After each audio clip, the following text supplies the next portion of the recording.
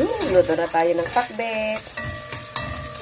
Lulutuin ko yung pakbet din guys ayon sa aking kaalaman. Hindi tayo pare-parehas kaya pasensya na.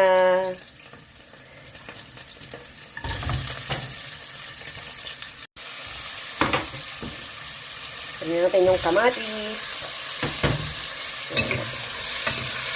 Lutuin lang natin ng konti yung kamatis guys para lumabas yung kanyang katas. Ayan na guys, inano lang natin yung kamatis. Ayan, pwede na natin ilagay yung ilagay na tayo. Ilagay na natin itong mga gulay.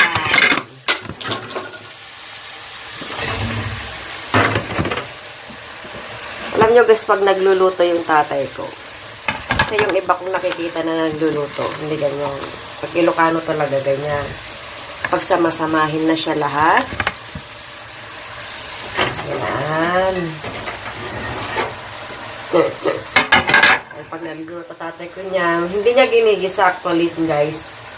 Ang ginagawa ni tatay, gigisa lang niya yung karne, kunwari may karne, gigisa lang niya yung karne.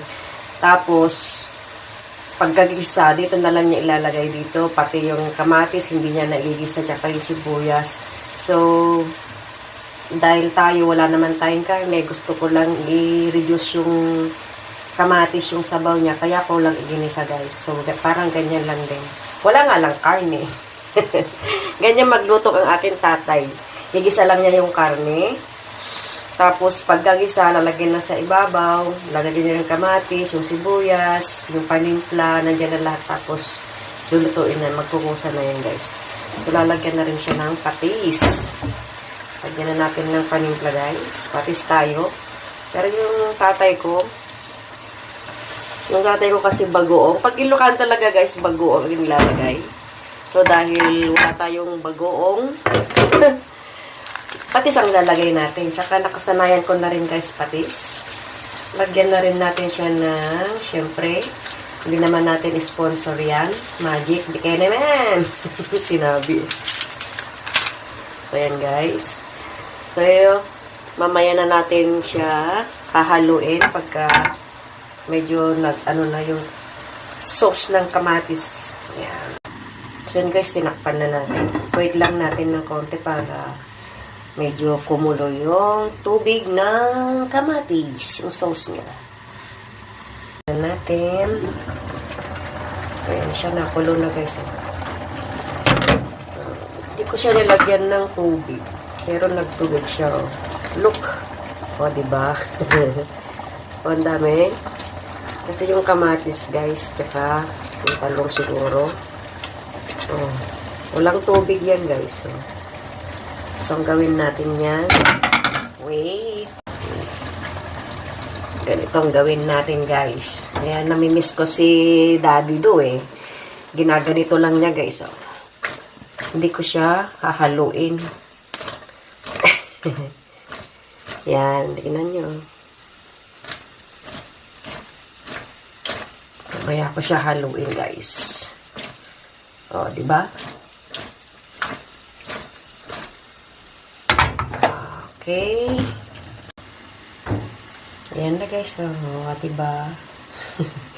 Pakbet na. Oh, sorry na lang guys. Walang karne. Okay na ako dyan. Sold na ako kahit walang karne. At least ano siya. Hindi ko rin lang malasahan. Diba? Okay na ako kay Magic.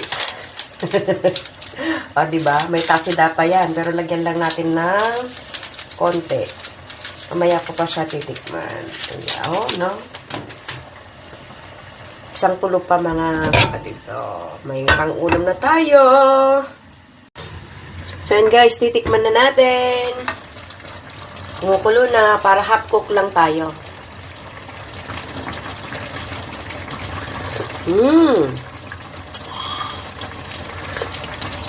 Ay, grabe. Ito yung gusto ko, guys. Mapait yung kalabasa. So, patayin na natin para half cook lang. Yan, pinatay ko na.